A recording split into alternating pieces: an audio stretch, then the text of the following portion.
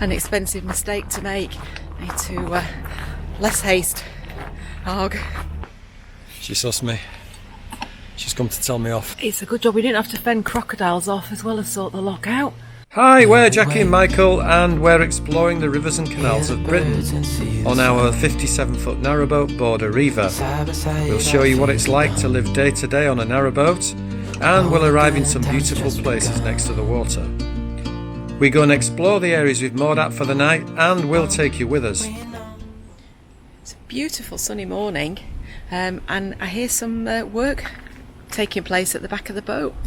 Go and have a look what it is. Looks like you're working hard. Oh yeah, just changing the oil. I think it's best to change the oil before it gets much colder, so we're due an oil change. So the sun's shining before it gets even colder. Don't want to be messing about in the engine room when it gets too cold, so yeah, just thought I'd change the oil today. So deep joy, something to look forward to. Got to be done, all part of the joys of having a boat. We're off again, leaving Rickmansworth. We've had an admin morning. Michael's changed the oil on the boat and the oil filter, and I've been doing some paperwork and some stuff that needed to be caught up with, and working out how much the boat is costing us to run, which I think we'd like to go through with everybody and just go through how much it does cost to have a narrowboat on an annual basis. So I've done all of that, so it's up to date, and we're just going to see how far we're going to get. It was lovely and sunny this morning, which is why I did the oil change, and now it's sort of clouded over and it's a bit cooler. Anyway, I think the lock's ready, so I'm off. Well, that was nearly a disaster. I put the camera down on the top of the lock gate and it rolled off. Fortunately, it's not damaged the lens or the gimbal. I don't think. I think it's still following me okay. Yeah, I think it is. Oh gosh, that would have been not good. An expensive mistake to make. Need to less haste. Arg.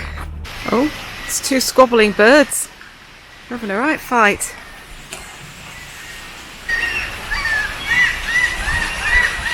Oh, gosh, oh.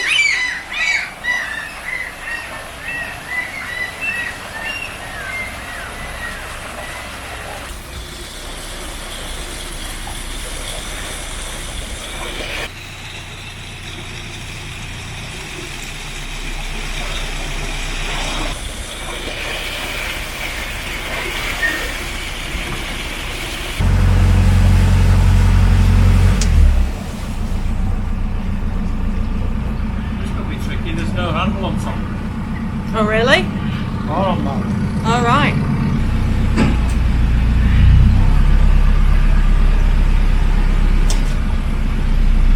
Michael was just saying that there's no handle on top of the lock gate to pull it open or closed. Just having some lunch while in the lock.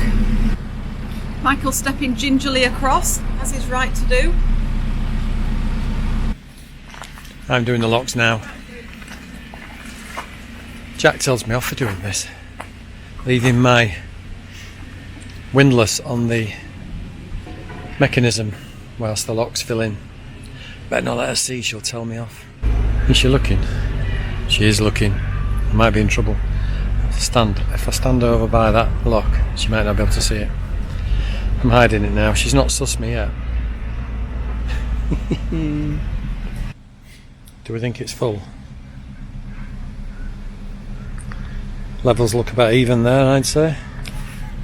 Let's give the lock gate a push and see what happens. Here goes. No. Almost. Looks level to me, but what do I know? Can't beat the science. Water dynamics. Look at the date when this lock was built. 1854. I've seen some things. She sussed me. She's come to tell me off. Bad form. I've had to come and close the paddles Why? I was going to do it. You were faffing around. What's that? I wasn't faffing around. I'm in bad form leaving your windlass on the, mechanism. I knew you were talking about that. I just knew it. I knew you were. I was being scolded, wasn't I? You weren't being scolded at all. I was. I was saying I hope you didn't suss me out, but you did. I did. I know you too well.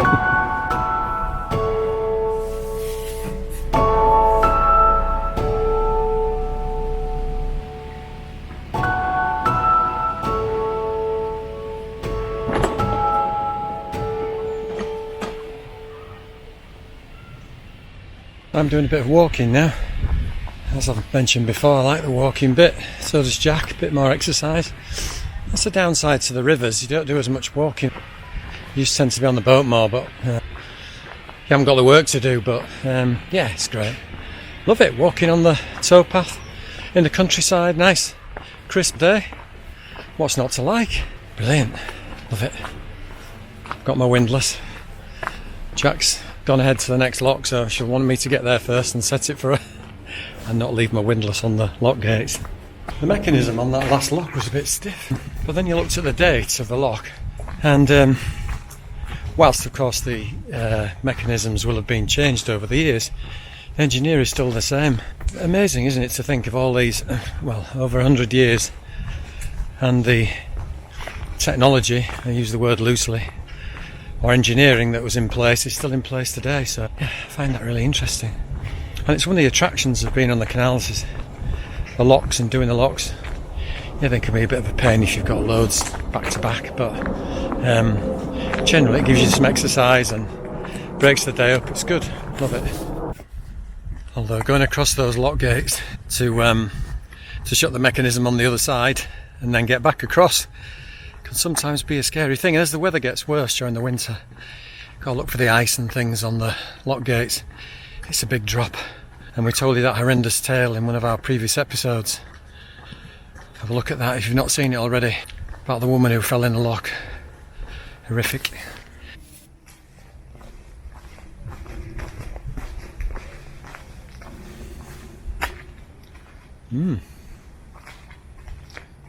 What is your move?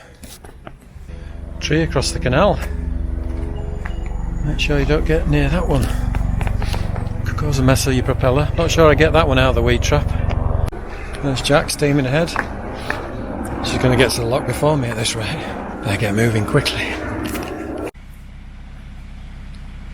This is a bit of a shady spot to go into the next lock. Not going to get any charging the solar panels under here. It's quite ethereal. Quite nice actually. Fourth lock, I think. Yeah, it's quite pretty under here. I quite like this lock landing. It's quite ethereal. Yeah, all shaded. The light's lovely. It's glistening through the trees. Yeah, really pretty. Really, really pretty wooded area. Oh, you never know what's around the next corner, do you? Incredible. Yeah, you never know what's around the next corner. Lock's opening. We'd like to thank the people who this week clicked on the Buy Me a Coffee link in our video description.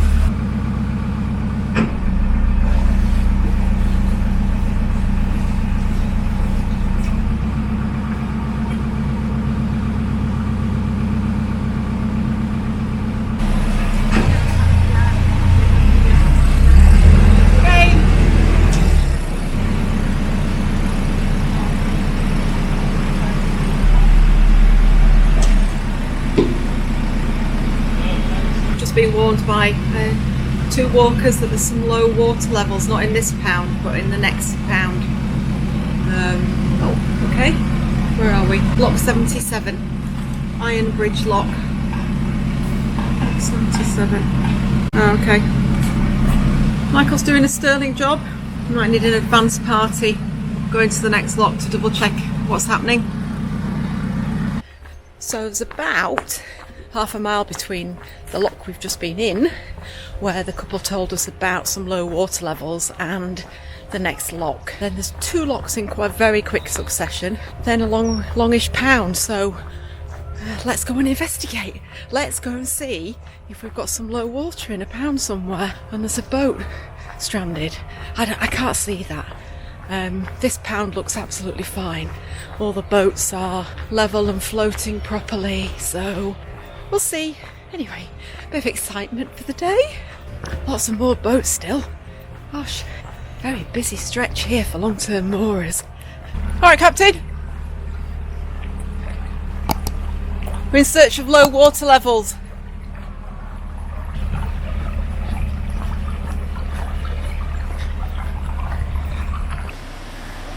So that's a bit of a warning that there's a problem in this pound because there's a lot of leakage from this lock, from the pound between the two locks.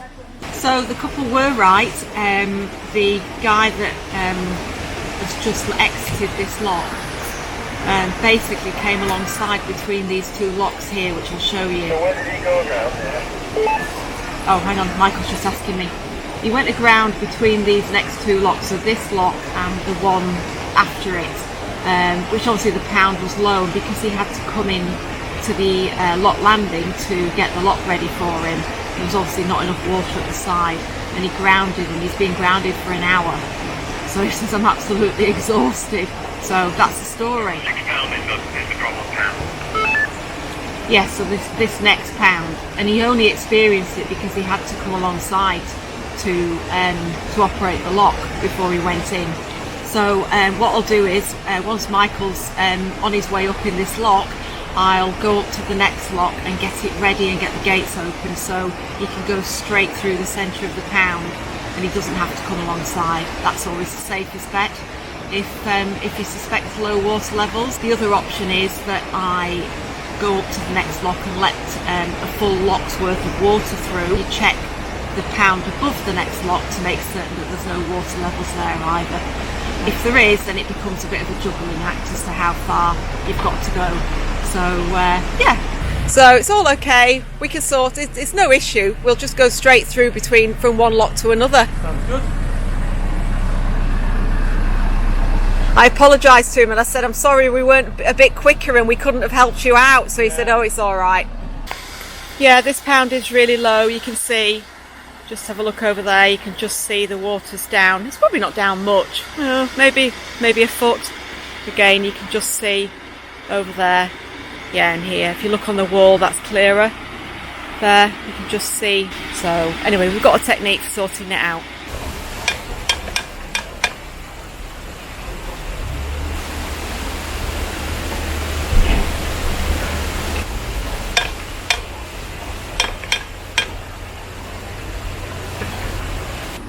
Yeah, so I've just taken nearly a full lock's worth of water out of this pound and you can see how much it's dropped. So I'm going to walk up here to the next lock and let some more water through first. I'll just stay in the lock with the gates open, you let some more water through. Yeah, the only problem with that, it can leak out the back end because it does say it's a leaky lock. So I'm leaving Michael there coming up in the lock and walking up to the next lock to let some water through because this pound is, now it's at least 2 foot down, which it'll probably be okay in the centre, but it needs, I think, a top up. So we'll see what's happening. The problem is the lock he's sat in, it's very, very leaky apparently. CRT obviously know about it because there's a sign on the lock gate. Anyway, all good fun. So I'm emptying this lock, which is hopefully filling that pound up a little bit more. Michael's closed his paddles temporarily just so it only fills up the pound.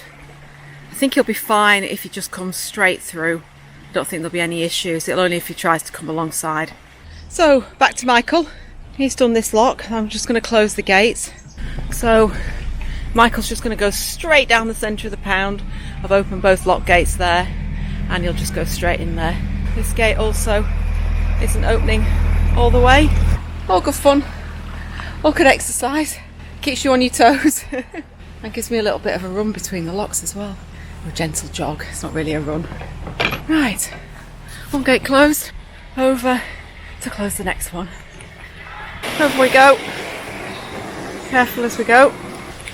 Close that one.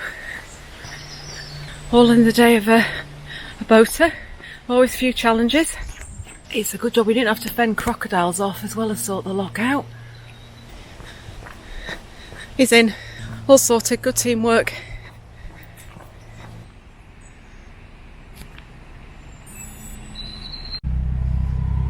Lots of activity at the lock. Fuel boat coming in. 2 fuel boats coming in. Probably need to mention to them about the porter in the pound. Next pound, I think.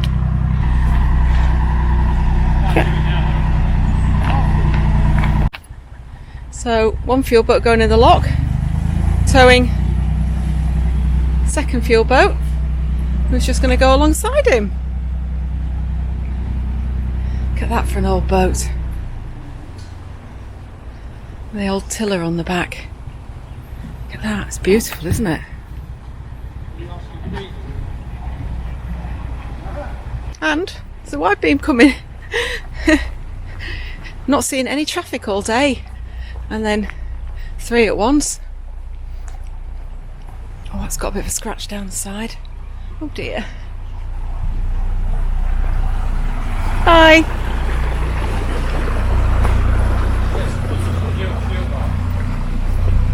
Oh, I was going to get on board. I won't. I'll keep walking. I mentioned to the fuel boat about the low water in the pound, and he said, because they come past this way every 2 weeks, he said they obviously know about it. So it's obviously a common occurrence. Yeah, towpath crossing over now. Just going over the bridge and down the other side.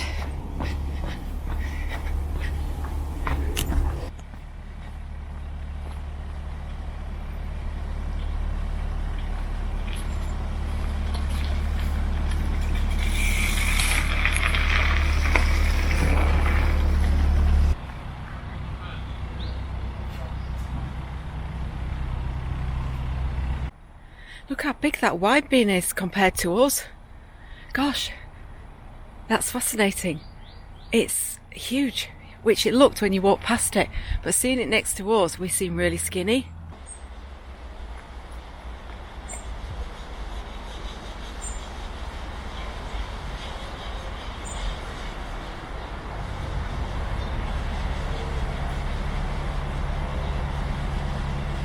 Around every corner is a surprise. That's what I really like.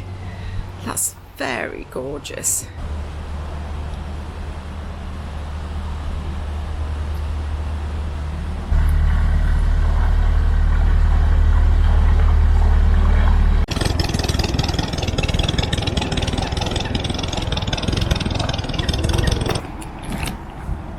I think we've arrived in the countryside.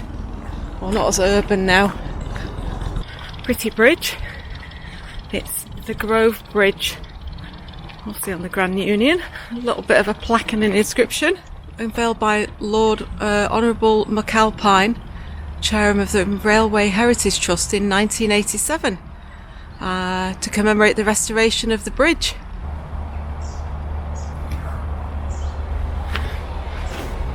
Is this where I shout for? Oh, that was a good hit. Not that I know anything about golf. Busy, busy.